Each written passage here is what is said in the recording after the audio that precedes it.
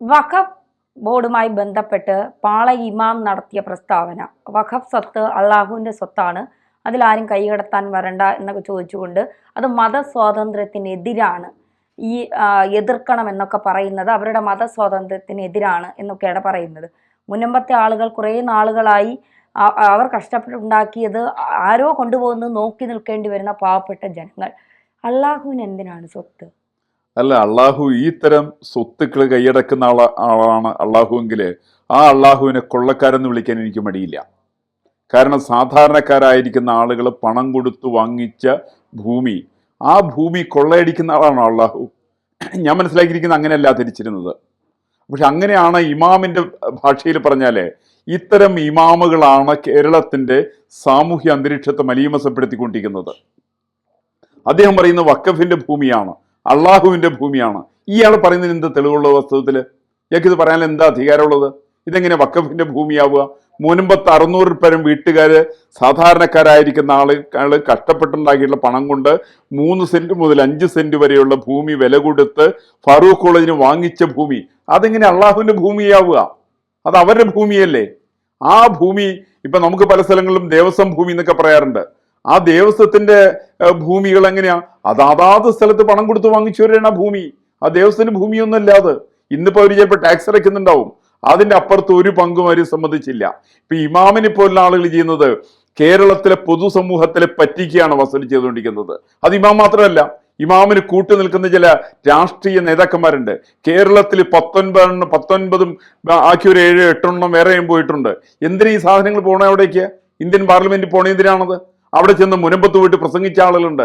എന്താ അവരുടെ ഉത്തരവാദിത്വം? എന്താ? മുനമ്പത്ത് ചെന്നിട്ട് അവർ പറയുന്നു ഈ ഭൂമി നിങ്ങളുടേതാണ്.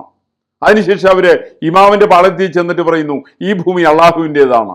ഇത് പറയാൻ നാണമില്ലാത്ത പാർലമെന്റ് അംഗങ്ങളാണ് കേരളത്തിൽ നിന്ന് ഇന്ത്യൻ പാർലമെന്റിലേക്ക് ജയിച്ചു പോയിരിക്കുന്ന ആളുകൾ. അല്പെങ്കിലും ആത്മാഭിമാനം ഇവർക്ക് വേണ്ടേ? ഇവര് സാധാരണക്കാരൻ്റെ കൂടെ നിൽക്കേണ്ടതല്ലേ? ഈ ഭൂമി എങ്ങനെയാണ് ഇവരുടേതാകുന്നത്? എങ്ങനെയാണ് അള്ളാഹുവിൻ്റെ ആവുക? എനിക്കൊട്ടും മനസ്സിലാവുന്നില്ല. ഇവര് പണം കൊടുത്ത ഭൂമി എങ്ങനെയാണ് അള്ളാഹുവിന് സ്വന്തമായിട്ട് അള്ളാഹുവിൻ്റെ ആണെന്ന് പറയാനായിട്ടുള്ള ധൈര്യം വരുന്ന എവിടെയാണെന്നുള്ളതാണ് പ്രശ്നം. ഇതിന് കാരണം വാസ്തവത്തില് ഇങ്ങനെ പറയുന്ന ആളുകള് കൊള്ളക്കാരുടെ സംഘത്തിൽപ്പെട്ടവരാണ്. അന്യന്റെ മുതലിനെ കൊള്ളയടിക്കുന്ന ആളുകളാണ്. അതിനാണ് നിയമങ്ങളൊക്കെ ഉണ്ടായത്. ആരാ കൊണ്ടുവന്നത്?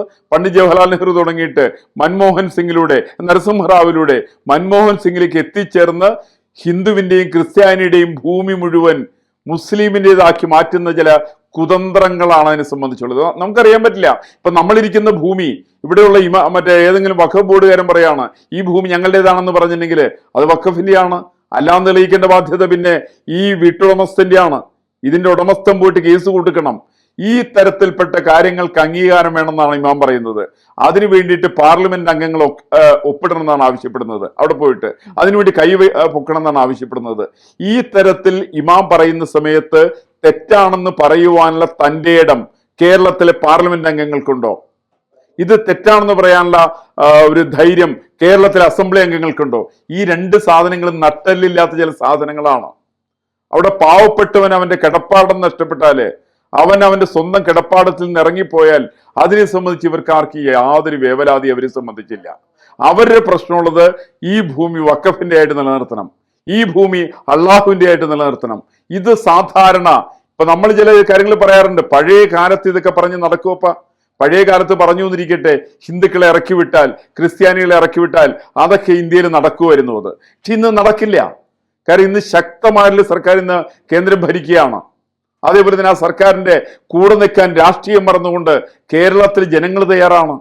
കേരളത്തിൽ മുഴുവൻ ആളുകൾ ഇതിനെതിരായിട്ട് രംഗത്ത് വരും. ഈ പറയുന്ന മുൻപത്തുള്ള ആളുകള് ഏത് ഇമാം പറഞ്ഞു എന്നിരിക്കട്ടെ, ഇമാം പറയുന്നൊന്നും അല്ലല്ലോ ശരി. അതിനെ കൃത്യമായിട്ട് കെ.ടി. ജലീൽ പറഞ്ഞിട്ടുണ്ട്. കെ.ടി. ജലീൽ പറഞ്ഞിട്ടുണ്ടല്ലോ എന്തുകൊണ്ടാണ് കേരളത്തിൽ MDMA പിടിക്കപ്പെടുന്ന രാസലഹരി ഉപയോഗിച്ച് പിടിക്കപ്പെടുന്നവരില് ഏറെ പേരും മദ്രസ വിദ്യാർത്ഥികളാണ്. അതിന് കാരണം ഈ പറയുന്ന ഇമാമിനെ പോലുള്ളവർ അവിടെ പഠിപ്പിക്കുന്നത്.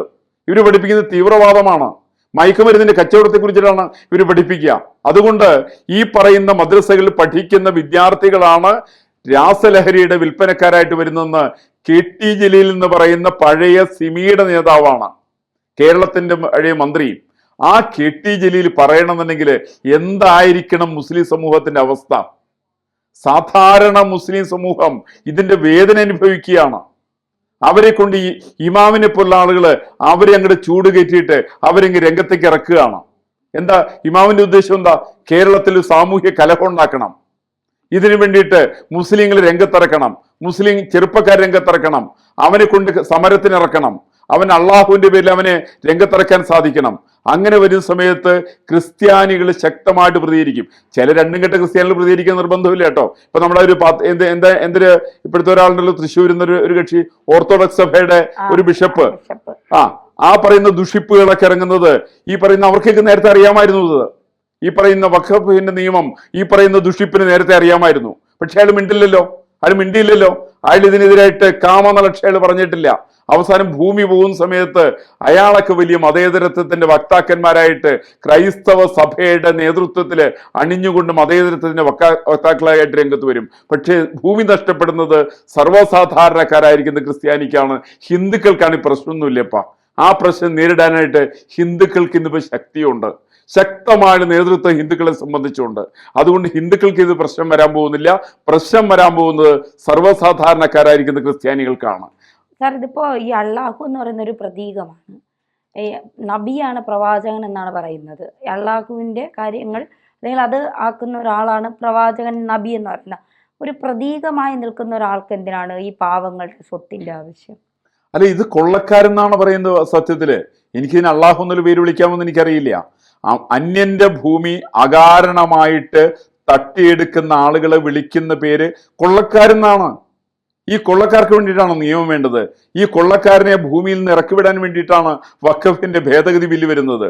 ആ ഭേദഗതി ബില്ലിനെ അതിനെ അംഗീകരിക്കാതിരിക്കുന്നതാണ് കേരളത്തിൽ നിന്നുള്ള പാർലമെന്റ് അംഗങ്ങള്. കാരണം കേവലം വോട്ടിന് വേണ്ടിയിട്ട്, ഈ നേതൃത്വത്തിന്റെ താല്പര്യ സംരക്ഷണാർത്ഥം അവിടെ നഷ്ടപ്പെടുന്ന ആളുകളുടെ അവരുടെ കണ്ണീരിന്റെ വില എനിക്കറിയുന്നില്ല. എന്തുകൊണ്ടാണ് നമ്മുടെ പാർലമെന്റ് അംഗങ്ങൾക്ക് മനസ്സിലാവാത്തത്? ഇമാമിന് മനസ്സിലാവാത്തത് എനിക്ക് മനസ്സിലാവും. നമ്മുടെ ഈ പറയുന്ന ഓർത്തഡോക്സ് സഭയുടെ ബിഷപ്പ് ഉണ്ടല്ലോ, അയാൾക്ക് മനസ്സിലാവാത്തൊക്കെ എനിക്ക് കാര്യം മനസ്സിലാവും. പക്ഷേ എനിക്ക് മനസ്സിലാവാത്തത് ജനങ്ങളുടെ പ്രതിനിധിയായിരിക്കിട്ട് പോകുന്ന ആളുകള് അവര് പോലും അള്ളാഹുവിന്റെ പേര് പറഞ്ഞുകൊണ്ട് സർവ്വസാധാരണക്കാരന്റെ ഭൂമി തട്ടിയെടുക്കുന്ന കാര്യത്തില് അവര് കൂടെ നിൽക്കുന്നതിൽ വളരെ വിഷമം നമുക്ക് തോന്നാറിരിക്കാൻ നിവൃത്തിയില്ല. ഈ വഖഫുമായി ബന്ധപ്പെട്ട് ഇപ്പോൾ ഇവിടുത്തെ MP ഹൈബിയുടെ അടക്കം മുനമ്പത്തുകാരുടെ അടുത്തെത്തി ഈ പിന്നെ ഈ സമരത്തിൽ പങ്കെടുത്തു. പക്ഷെ ഇപ്പോൾ ഇന്ന് KCBC അവരുടെ മുഖപത്രമായ ദീപികയും പറയുന്നത് വഖഫിന് അനുകൂലമായി നിൽക്കുന്ന ഒരാളെപ്പോലും ഞങ്ങൾ പിന്തുണയ്ക്കില്ല, അവിടുത്തെ ജനങ്ങൾക്കൊപ്പം നിൽക്കുന്നവരെ മാത്രമേ ഞങ്ങൾ പിന്തുണയ്ക്കൂ, അത്തരക്കാർ ജനങ്ങൾക്കൊപ്പം നിന്നില്ല എങ്കിൽ അതിന്റെ തിരിച്ചടി അവർ അനുഭവിച്ചിരിക്കും എന്നുള്ളതാണ്. അപ്പോൾ ക്രൈസ്തവ സമൂഹത്തോടൊപ്പം BJP മാത്രമേ ഉള്ളൂ, BJPക്ക് മാത്രമേ ക്രൈസ്തവരെ സഹായിക്കാൻ കഴിയൂ, ഈ കോൺഗ്രസ് എന്ന് പറയുന്നവർ 4 വോട്ടിന് വേണ്ടി മാത്രമാണ് ഇവരോടൊപ്പം നിൽക്കുന്നത് എന്ന് KCBC വരെ തിരിച്ചറിഞ്ഞു എന്നല്ലേ? അല്ല, സംശയമില്ല. കാരണം KCBCക്ക് അവിടുത്തെ പള്ളിയിലെ അച്ഛന്മാർക്ക്, അതുമായിട്ട് ബന്ധപ്പെട്ടുള്ള ബിഷപ്പുമാർക്ക് അവർക്ക് ജനവികാരം തിരിച്ചറിയാം. അവർക്ക് അവരുടെ പള്ളിയിൽ വരുന്ന സാധാരണക്കാരന്റെ സ്ഥിതി അവർക്കറിയാം. അവര് കിടപ്പാടുമില്ലപ്പ, അവർക്ക് വീട്ടിൽ കയറി ചെല്ലാൻ ഇടമില്ല. ആ സാഹചര്യത്തിലാണ് ജോലിക്ക് പോലും പോകാതെ കണ്ടാണ് 2-3 മാസങ്ങളായിട്ട് അവരവിടെ നിരന്തരമായിട്ടുള്ള സമരത്തിലാണ്. ഈ സമരത്തിലൂടെ പള്ളിയിലെ അച്ഛന്മാർക്കൊരു വേദന ഉണ്ടാവില്ലേ? അവരതിന്റെ വിഷയങ്ങൾ KCBCയിൽ അവതരിപ്പിക്കില്ലേ? സ്വാഭാവികമായിട്ട് അതുകൊണ്ടാണ് കത്തോലിക്ക ബിഷപ്പ്മാർ ഇതിനെതിരായിട്ട് ശക്തമായിട്ട് രംഗത്ത് വന്നിരിക്കുന്നത്. അവരെ സഹായിക്കാൻ മറ്റു രാഷ്ട്രീയ പാർട്ടികളില്ല. കമ്മ്യൂണിസ്റ്റ് പാർട്ടി അവർ സഹായിക്കൂല, കോൺഗ്രസ്സുകാർ അവർ സഹായിക്കൂല. പിന്നെ സഹായിക്കാൻ ബാക്കിയുള്ളത് കേന്ദ്രം ഭരിക്കുന്ന നരേന്ദ്രമോദിയുടെ നേതൃത്വത്തിലുള്ള ശക്തമായിട്ട് സർക്കാരാണ്. ആ സർക്കാരിനെ പിന്തുണയ്ക്കുന്ന ഭാരതീയ ജനതാ പാർട്ടിയും സ്വാഭാവികമായിട്ട് അതിന് പിന്താങ്ങും, സംഘപരിവാർ പ്രസ്ഥാനങ്ങൾ പിന്താങ്ങും. കാരണം സാധാരണക്കാരനെ ഈ ഭൂമിയിൽ നിന്ന് ഇറക്കിവിടാൻ വേണ്ടി പാടില്ല. അങ്ങനെ വരുന്ന സമയത്ത് ആ തരം കാര്യങ്ങളിൽ അതിശക്തമായിട്ടുള്ള രീതിയിൽ ഇടപെടാൻ വേണ്ടിയിട്ട് കേന്ദ്രം ഭരിക്കുന്ന പ്രസ്ഥാനം തയ്യാറാണ്. നരേന്ദ്രമോദി, അമിത്ഷായും നിർമ്മലാ സീതാരാമനും അടക്കമുള്ള വലിയ ശക്തമായിട്ടുള്ള ടീമാണ് കേന്ദ്രത്തെ സംബന്ധിച്ചുള്ളത്. അവരതിനെ ശക്തമായ രീതിയിൽ നേരിടും. നിയമനിർമ്മാണം നടത്തുക തന്നെയും.